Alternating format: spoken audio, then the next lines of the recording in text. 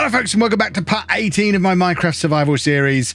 I'm Kev, and as you can see I am hovering around outside what used to be the villager breeder, which is now just our little greenhouse up on the hill. I'm back in the village. The village is finished and functioning. It's fully lit up and these guys are still breeding. There was more beds in here than villagers, and as you can see we now have a lot of villagers. I don't know what that guy over there is doing, just looking into the corner, but there's loads of villagers up here. They are continuing to tend to this farm. There's a couple of farmers lurking around this area who've been working on this farm, but everyone else is slowly but surely settling into their house, picking their profession, claiming a bed. We are a fully functioning village now. As you can see, they've spawned a new iron golem within the walls. I might have dealt with the previous one. Let's not discuss how in front of that guy. There's a cat that's spawned in here somewhere that I've yet to bring home with me, but because we've achieved full-on village status again, we have spawned a cat. He was over here last night. I don't know where he is now, but there's definitely a cat in here somewhere. There's loads more villagers lurking around. Everyone who was previously locked in a house is now completely free to wander about, and it's just like a proper village again, and it's going to be absolutely perfect for defending raids when the time comes, because it's got this massive brick wall all the way around it. It is going to make it pretty much impenetrable. We can really churn out the raids there. A few people did say off the back of the last episode, won't the villagers be able to escape over here? I don't think they will, because most villages don't have a wall around them, so villagers don't usually escape from villages anyway. They're not trying to get out. They want to be in there, but just to be on the safe side, we've put that little fence and gate up there, more so to stop anybody getting in. Oh, it's lagging out massively because it doesn't like having so many active critters. We've got loads of animals over our area in that village there. It does lag out a little bit whenever I use the monorail now, so I might have to tweak that a little bit. I don't know how I'd tweak it, but yeah, we've put that on really just to stop anybody somehow getting onto the system at this end and walking down. It's fenced off all the way along, so the only place they can really join is here, and the only way to join here is through the iron door, pressing the button and coming up this ladder. So I think it's basically impenetrable is what I'm saying. The problem I have got is this area is not impenetrable, and right at the end of the last video I pretty much hit stop recording and I just went to feed the cows one more time, turned around out of the cow shed, and pillagers were attacking me. So I killed them, but that immediately spawned a raid here. Because we've got all these villagers here, this is considered a separate village, and we have absolutely no defenses here. So I quickly ran up on top of there because it's pretty much my only place where I can shoot at them with my bow and they can't shoot me. But I immediately realized they're not going for me. They were going for the villagers. They were just, there was baddies parked up alongside these guys, killing the villagers, or trying to kill the villagers. The only guy who died was the guy who was originally in here. This is a new man, is he? Yeah, he's got his trades on. This is my new villager friend, who we've had to bring over from the village over there. But we've now added this, so if it ever happens again, I can just come along and shut these little shutters. I did eventually, once I realized what the pillagers were doing, I just came along and slapped a piece of cobblestone in front of every one of them and then jumped back up there. So did manage to save all but one of the villagers. And we now, like I say, now have this system all the way along. What I might do is figure out a way to have it automated. So if I just have like a button at this end or a lever here, it can shut all the shutters. I'm not sure how to do it, but I'm sure it's doable. I should be able to figure it out.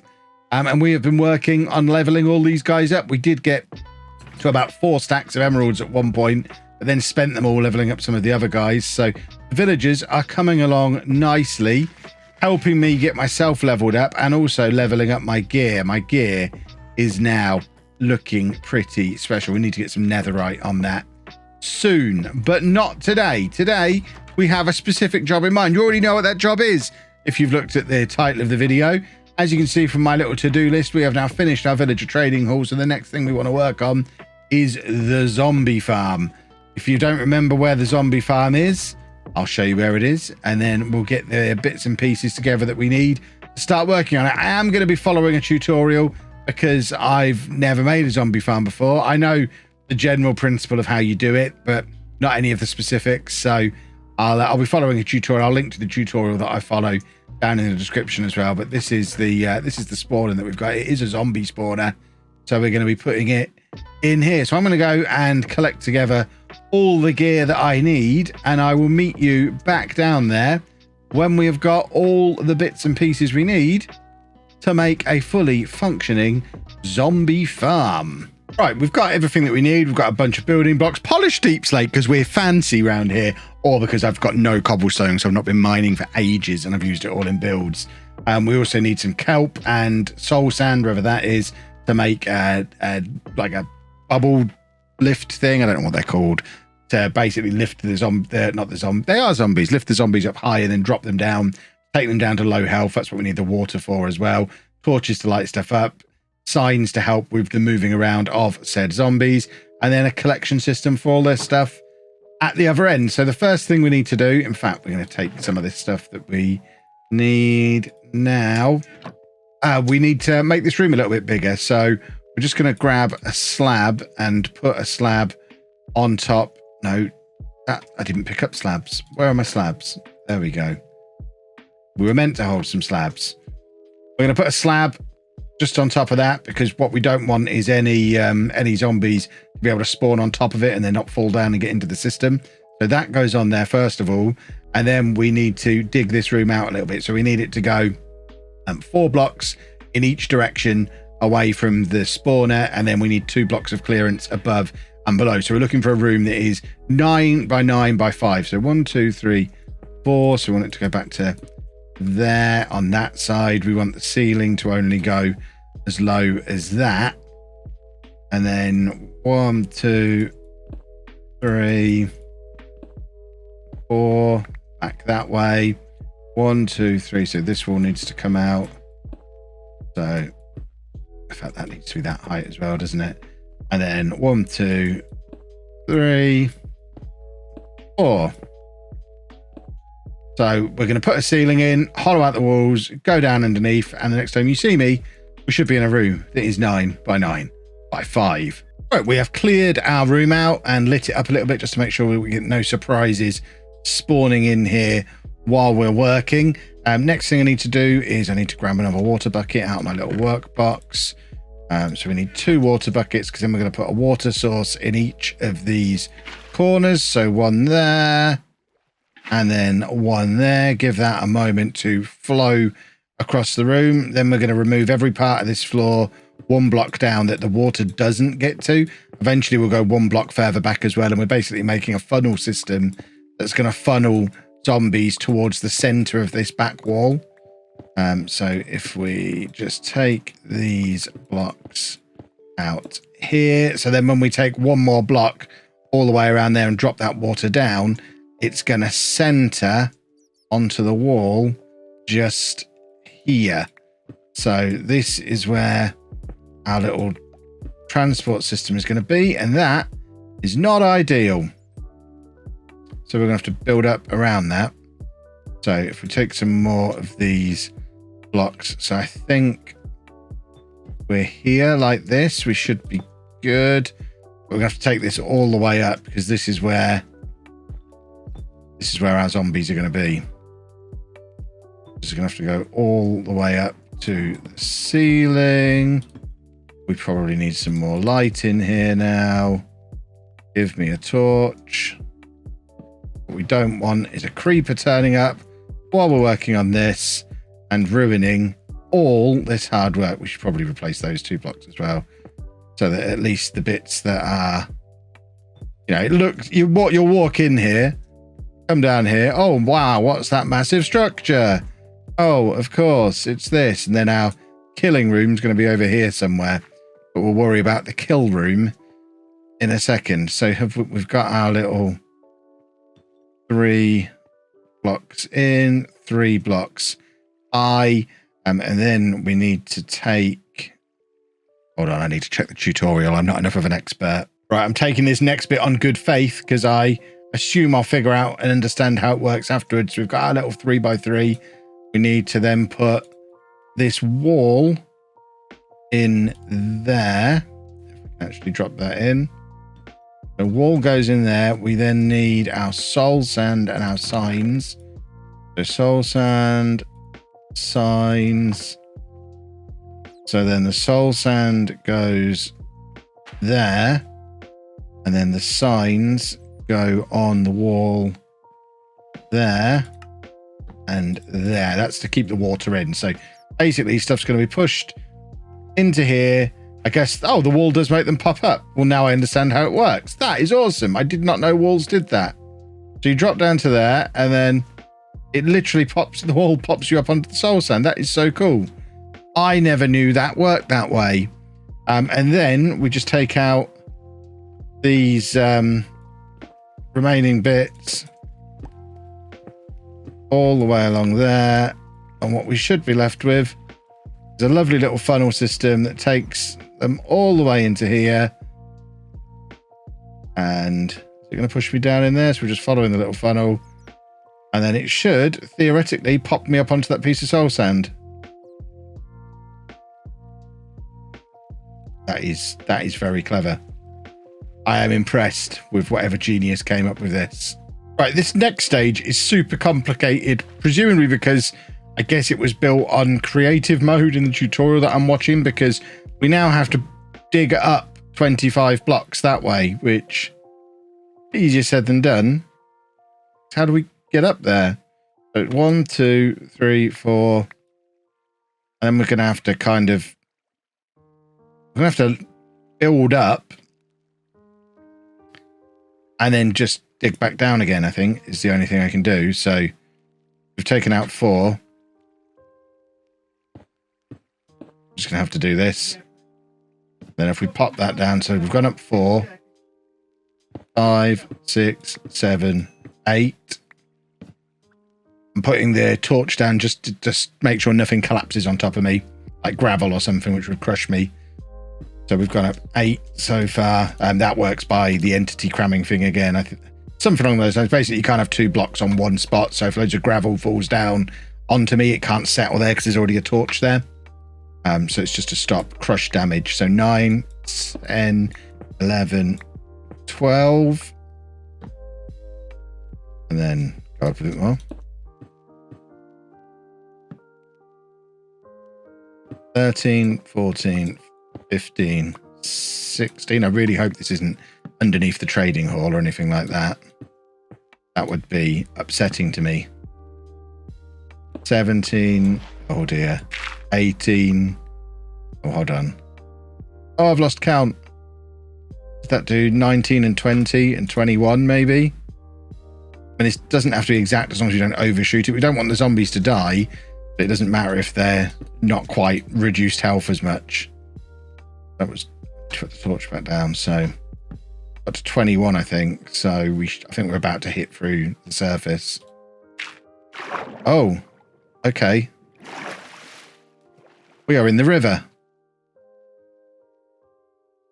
And we've just flooded that, I imagine.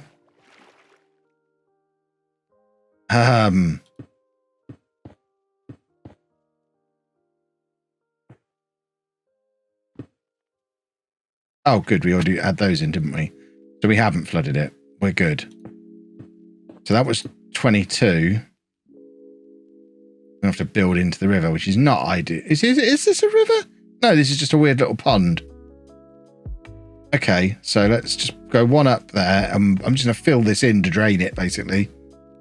Make this into land. And this is where our little... We're going to go a little bit above land. We're going to have to cover this up.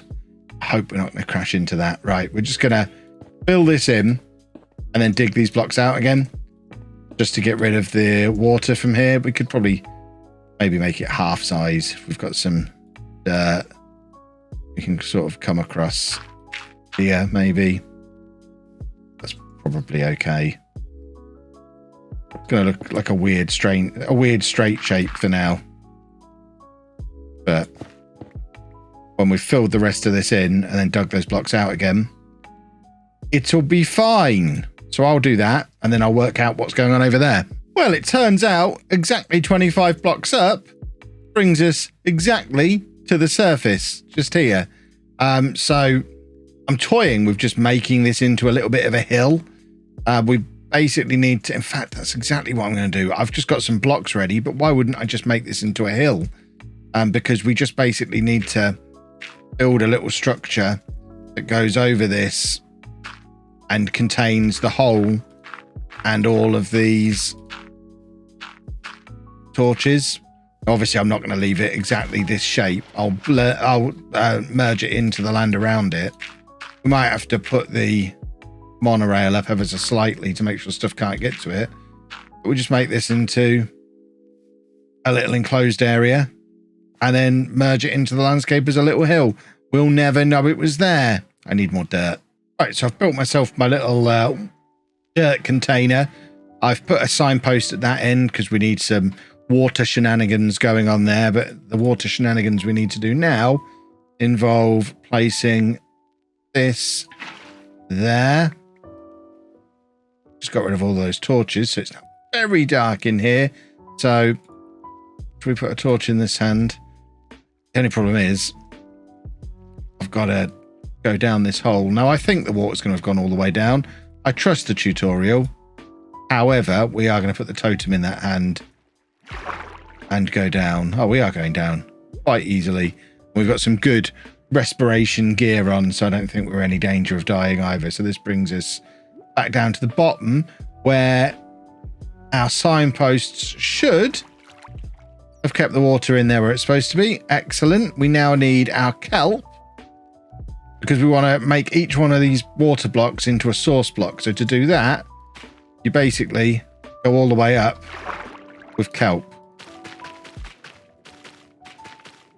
which hopefully we can do before we run out of oxygen.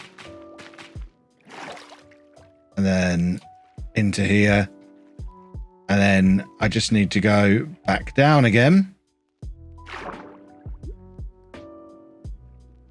Which, come on, back down before we run out of oxygen. And then I think if we just hit the bottom one, that should make that into a bubble column, which when we go into it, it shoots us up here. Excellent. That is exactly how we wanted it to work. Right, we then have to dig down, and I'm not sure exactly how many blocks it is that we dig down, so I need to check my tutorial again. Okay, so we now dig down 23 blocks. So you can see that's where the bubble column comes up, pushes the zombies along this way, then the signpost stops the flow of water, and this is where they're going to fall down 23 blocks, which will take them down to 1 health, which means we just have to go and hit them once with our sword to kill them. I kind of want to keep a torch equipped. Have I got feather falling? I don't have feather falling on my boots. So we're going to do this in the dark because I don't... In fact, what we could do, pop a torch up here. I have to remember to come and take that out because that could be a problem. I think. I don't know if it'll be a problem. We'll leave that there. I just want to be able to see as I'm digging down. Right, 1, 2, 3, 4, 5, 6, 7, 8, 9, 10, 11, 12, 13, 14, 15, 16, 17, 18, 19, 20, 21. That was 21, 22, 23 brings us down on top of this block on the chest. I mean, it's literally perfect. It couldn't be any more perfect. The zombies are going to fall down here and land on this block. So we're going to swap that block out for a one of these so it looks deliberate. That is literally perfect. It couldn't work better than that. That is a beautiful thing. I mean, it's so perfect, in fact, that this chest is already positioned exactly where we want it. We're actually going to take this out and we want them to land on this hopper, which is going to point into that chest that's already in exactly the right place. I mean, it looks like that's a setup, but they're going to fall down onto that. I'm going to box them in on here so that they can't get to me. So they'll be blocked in like that. And then I just come in, kill them, and all their drops fall in there. And now we just need to close that off. We're going to pretty this room up a little bit. and just tidy up and make sure everything's exactly where it's supposed to be. But I think we're close to done. And it's glorious. Right, I've just put some slabs in at the bottom of that just to make sure that the little mini zombies can't get out. So now it's just a case of coming back in here. We're just going to get rid of this on the bottom. And then we need to get rid of the torches and get out of Dodge. This is the scary moment because obviously zombies will spawn in here as soon as these torches are gone.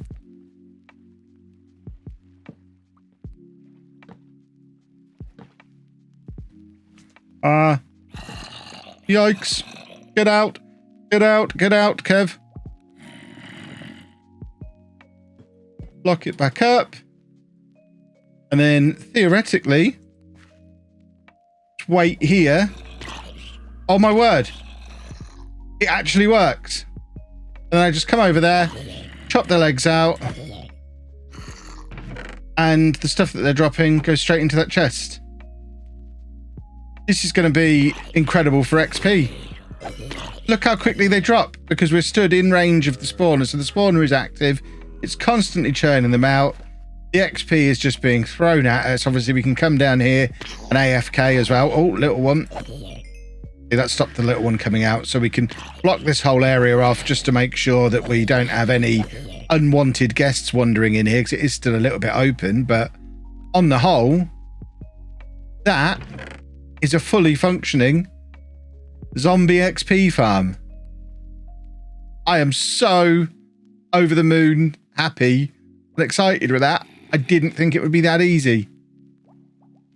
Just wow. And I guess the torch at the top isn't stopping it working either. He says just as they've stopped dropping down. Why have they stopped? There you go. They're back. Let's never worry why they're stopping. This has almost given us up to 30, from 29 to 30 levels already. He got a little bit stuck partway down.